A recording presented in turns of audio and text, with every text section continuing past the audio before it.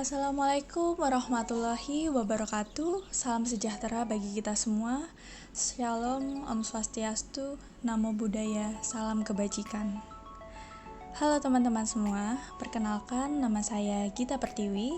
Saya merupakan peserta Latsar CPNS tahun 2021, kelompok 4, angkatan 29, dari Kementerian Desa, Pembangunan Daerah Tertinggal, dan Transmigrasi dengan fasilitator yaitu Ibu Dr. Anda Nora Ekaliana Hanafi, Magister Manajemen.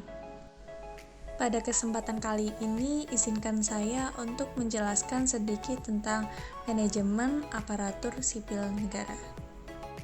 Sebelum menjelaskan apa itu manajemen ASN atau manajemen aparatur sipil negara, kalian tahu nggak sih apa itu pegawai ASN? Pegawai ASN adalah pegawai negeri sipil dan pegawai pemerintah dengan perjanjian kerja yang diangkat oleh pejabat pembina kepegawaian dan diserahi tugas dalam suatu jabatan pemerintahan atau diserahi tugas negara lainnya dan digaji berdasarkan peraturan perundang-undangan. Untuk menghasilkan pegawai aparatur sipil negara yang profesional, memiliki nilai dasar, etika profesi, bebas dari intervensi politik, bersih dari praktik kolusi, korupsi, nepotisme, pengelolaan ASN diatur dalam manajemen ASN. Sedangkan yang dimaksud dengan manajemen ASN atau manajemen aparatur sipil negara yaitu sebagai pengelolaan aparatur sipil negara untuk menghasilkan pegawai ASN yang profesional, memiliki nilai-nilai dasar, etika profesi, bebas dari intervensi politik, bersih dari korupsi, kolusi, dan nepotisme. Dalam Undang-Undang Nomor 5 Tahun 2014 tentang Aparatur Sipil Negara, berdasarkan jenisnya, pegawai ASN terdiri atas pegawai negeri sipil atau biasa kita sebut dengan PNS, yaitu merupakan warga negara Indonesia yang memiliki syarat tertentu diangkat sebagai pegawai aparatur sipil negara secara tetap oleh pejabat pembina kepegawaian untuk menduduki jabatan pemerintahan dan memiliki nomor induk pegawai secara nasional. Sedangkan pegawai pemerintah dengan perjanjian kerja atau biasa kita singkat dengan PPPK adalah warga negara Indonesia yang memenuhi syarat tertentu yang diangkat berdasarkan perjanjian kerja untuk jangka waktu tertentu dalam rangka melaksanakan tugas pemerintahan sesuai dengan kebutuhan instansi pemerintah dan ketentuan perundang-undangan. Kehadiran PPPK dalam manajemen ASN menegaskan bahwa tidak semua pegawai yang bekerja untuk pemerintah harus berstatus sebagai PNS, namun dapat berstatus pula sebagai pegawai kontrak dengan jangka waktu tertentu. Hal ini bertujuan untuk menciptakan budaya kerja baru, menumbuhkan suasana kompetensi di kalangan birokrasi yang berbasis pada kinerja. Pegawai ASN memiliki peran sebagai perencana, pelaksana, dan pengawas penyelenggaraan tugas umum pemerintahan dan pembangunan nasional melalui pelaksanaan kebijakan dan pelayanan publik yang profesional, bebas dari intervensi politik, serta bersih dari praktik KKN atau korupsi, kolusi, dan nepotisme. Untuk dapat menjalankan perannya dengan baik, pegawai ASN memiliki fungsi sebagai pelaksana kebijakan publik, pelayan publik, dan perekat dan pemersatu bangsa.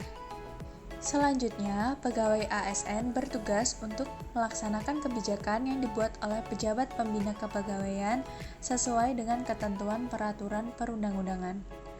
Dalam hal ini, ASN harus mengutamakan kepentingan publik dan masyarakat luas, serta mengutamakan pelayanan yang berorientasi pada kepentingan publik. Kemudian yang kedua adalah memberikan pelayanan publik yang profesional dan berkualitas. Pelayanan publik merupakan kegiatan dalam rangka pemenuhan kebutuhan pelayanan sesuai peraturan perundang-undangan bagi setiap warga negara dan penduduk atas barang, jasa, dan atau pelayanan administratif yang diselenggarakan oleh penyelenggara pelayanan publik dengan tujuan kepuasan pelanggan. Yang ketiga adalah mempererat persatuan dan kesatuan negara Kesatuan Republik Indonesia. ASN senantiasa dan taat sepenuhnya kepada Pancasila, UUD 45, negara, dan pemerintah. Selain itu, ASN juga senantiasa menjunjung tinggi martabat ASN serta senantiasa mengutamakan kepentingan negara daripada kepentingan diri sendiri, seseorang, dan golongan. Dalam Undang-Undang Nomor 5 Tahun 2014 tentang Aparatur Sipil Negara, hak dan kewajiban ASN adalah sebagai berikut. PNS berhak memperoleh yang pertama yaitu gaji, tunjangan, dan fasilitas. Yang kedua adalah cuti. Cuti yang dimaksud di sini adalah cuti tahunan, cuti besar, cuti sakit, cuti melahirkan, cuti karena alasan penting, cuti bersama, dan cuti di luar tanggungan negara. Yang ketiga adalah jaminan pensiun dan jaminan hari tua. PNS juga berhak atas jaminan pensiun dan jaminan hari tua yang diberikan kepada PNS yang telah berhenti bekerja, baik berhenti karena meninggal dunia, atas permintaan sendiri, telah mencapai batas usia pensiun, diberhentikan dengan hormat karena perampingan organisasi atau kebijakan pemerintah yang mengakibatkan pensiun dini, dan diberhentikan dengan hormat karena kondisi jasmani atau rohani yang tidak memungkinkan. Selanjutnya adalah hak perlindungan. Hak perlindungan yang disediakan oleh pemerintah untuk PNS berupa jaminan kesehatan, jaminan kecelakaan kerja, jaminan kematian, dan bantuan hukum. Dan yang terakhir adalah pengembangan kompetensi. Setiap PNS memiliki hak untuk mengembangkan kompetensi manajerial, kompetensi teknis maupun kompetensi sosial kultural berdasarkan kebutuhan yang telah dipetakan. Sementara PPPK berhak memperoleh yang pertama yaitu gaji dan tunjangan, yang kedua adalah cuti. Cuti di sini adalah cuti tahunan, cuti sakit, cuti melahirkan, dan cuti bersama. Yang ketiga adalah hak untuk mendapatkan perlindungan seperti perlindungan jaminan hari tua, jaminan kesehatan, jaminan kecelakaan kerja, jaminan kematian, dan bantuan hukum. Dan yang terakhir adalah pengembangan kompetensi. Selanjutnya adalah kewajiban pegawai ASN yang tercantum pada Undang-Undang Nomor 5 Tahun 2014 tentang Aparatur Sipil Negara adalah sebagai berikut. Yang pertama yaitu setia dan taat pada Pancasila, UUD 1945, Negara Kesatuan Republik Indonesia, dan pemerintah yang sah. Yang kedua adalah menjaga persatuan dan kesatuan bangsa. Yang ketiga, melaksanakan kebijakan yang dirumuskan pejabat pemerintah yang berwenang. Yang keempat, menaati ketentuan peraturan perundang-undangan. Yang kelima, melaksanakan tugas kedinasan dengan penuh pengabdian, kejujuran, kesadaran, dan tanggung jawab. Yang keenam, menunjukkan integritas dan keteladanan dalam sikap, perilaku, ucapan, dan tindakan kepada setiap orang, baik di dalam maupun di luar kedinasan. Yang ketujuh, menyimpan rahasia jabatan dan hanya dapat mengemukakan rahasia jabatan sesuai dengan ketentuan peraturan perundang-undangan. Dan yang terakhir adalah bersedia ditempatkan di seluruh wilayah Negara Kesatuan Republik Indonesia. Kode etik dan kode perilaku berisi pengaturan perilaku agar pegawai ASN melaksanakan tugasnya dengan jujur, bertanggung jawab, dan berintegritas tinggi, melaksanakan tugasnya dengan cermat dan disiplin, melayani dengan sikap hormat, sopan, dan tanpa tekanan, melaksanakan tugasnya sesuai dengan ketentuan perundang-undangan, melaksanakan tugasnya sesuai dengan perintah atasan atau pejabat yang berwenang sejauh tidak bertentangan dengan ketentuan peraturan perundang-undangan dan etika pemerintahan, menjaga kerahasiaan yang menyangkut kebijakan negara, menggunakan kekayaan dan barang milik negara secara bertanggung jawab, efektif, dan efisien, menjaga agar tidak terjadi konflik kepentingan dalam melaksanakan tugasnya, memberikan informasi secara benar dan tidak menyesatkan kepada pihak lain yang memerlukan informasi terkait kepentingan kedinasan, tidak menyalahgunakan informasi intern negara, tugas, status, kekuasaan, dan jabatannya untuk mendapatkan atau mencari keuntungan atau manfaat bagi diri sendiri atau untuk orang lain, memegang teguh nilai dasar ASN dan selalu menjaga reputasi dan integritas ASN, dan yang terakhir yaitu melaksanakan ketentuan peraturan perundang-undangan mengenai disiplin pegawai ASN. Fungsi kode etik dan kode perilaku ini sangat penting dalam birokrasi dalam menyelenggarakan pemerintahan. Fungsi tersebut antara lain yaitu sebagai pedoman, panduan birokrasi publik atau aparatur sipil negara dalam menjalankan tugas dan kewenangan agar tindakannya dinilai baik. Yang kedua adalah sebagai standar penilaian sifat, perilaku, dan tindakan birokrasi publik atau aparatur sipil negara dalam menjalankan tugas dan kewenangannya. Dan yang ketiga adalah etika birokrasi penting sebagai panduan norma bagi aparat birokrasi dalam menjalankan tugas pelayanan pada masyarakat dan menempatkan kepentingan publik di atas kepentingan pribadi, kelompok, dan organisasinya. Etika diarahkan pada kebijakan yang benar-benar mengutamakan kepentingan masyarakat luas.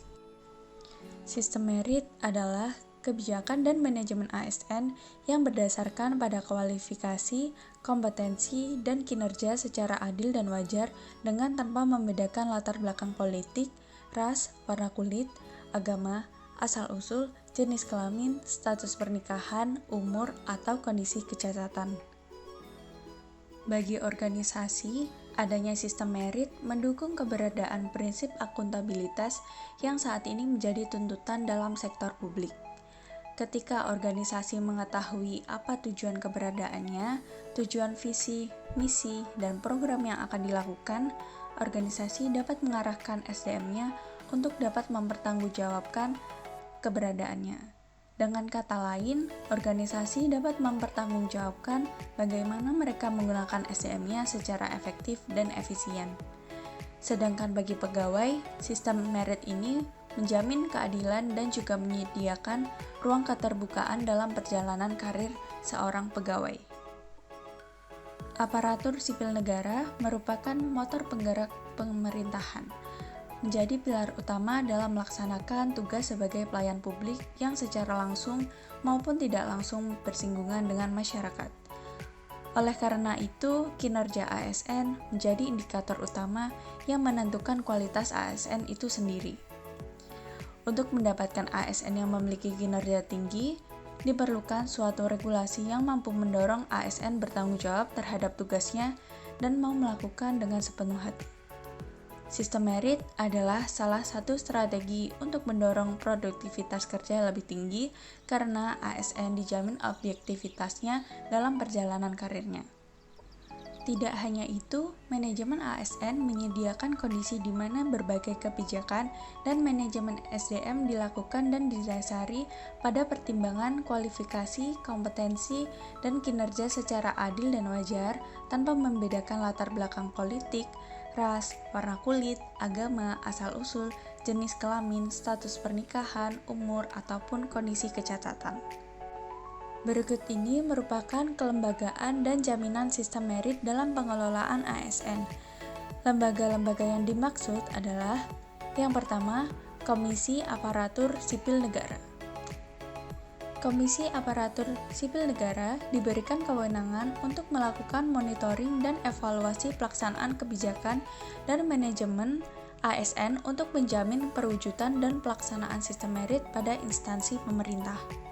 Yang kedua adalah Kemenpan dan RB atau Kementerian Pendayagunaan Aparatur Negara dan Reformasi Birokrasi yang bertugas memberikan pertimbangan kepada Presiden dalam penindakan pejabat yang berwenang dan pejabat pembina kepegawaian atas penyimpangan sistem merit dalam pengelolaan ASN. Manajemen PNS meliputi penyusunan dan penetapan kebutuhan, pengadaan, pangkat dan jabatan, pengembangan karir, pola karir, promosi, mutasi, penilaian kinerja, penggajian dan tunjangan, penghargaan, disiplin, pemberhentian, jaminan pensiun dan hari tua, dan perlindungan. Sementara, manajemen PPPK meliputi penetapan kebutuhan, pengadaan, penilaian kinerja, penggajian dan tunjangan, pengembangan kompetensi, pemberian penghargaan, disiplin, pemutusan hubungan perjanjian kerja, dan perlindungan. Selanjutnya yaitu pengelolaan jabatan pimpinan tinggi. Pengisian jabatan pimpinan tinggi atau JPT adalah sekelompok jabatan tinggi pada instansi pemerintah yang memiliki fungsi untuk memimpin dan memotivasi pegawai ASN pada instansi pemerintah. JPT dikelompokkan dalam 3 jenis yaitu JPT utama, JPT media, dan JPT pratama. Selanjutnya adalah organisasi. Pegawai ASN berhimpun dalam suatu wadah Korps Profesi Pegawai ASN Republik Indonesia. Korps profesi ini memiliki tujuan untuk menjaga kode etik profesi dan standar pelayanan profesi ASN dan mewujudkan jiwa Korps ASN sebagai pemersatu bangsa. Selanjutnya yaitu Sistem Informasi ASN. Sistem informasi ASN adalah rangkaian informasi dan data mengenai pegawai ASN yang disusun secara sistematis, menyeluruh, dan terintegrasi dengan berbasis teknologi. Sistem informasi ASN diperlukan untuk menjamin efisien, efektivitas, dan akurasi pengambilan keputusan dalam manajemen ASN. Dan yang terakhir adalah penyelesaian sengketa. Sengketa pegawai ASN diselesaikan melalui upaya administratif yang terdiri dari keberatan dan banding administratif. Keberatan diajukan secara tertulis dengan memuat alasan keberatan kepada atasan pejabat yang berwenang menghukum dan tembusannya disampaikan kepada pejabat yang berwenang menghukum. Sekian penjelasan sedikit saya mengenai manajemen ASN. Mohon maaf apabila ada salah kata. Saya ucapkan terima kasih. Wassalamualaikum warahmatullahi wabarakatuh.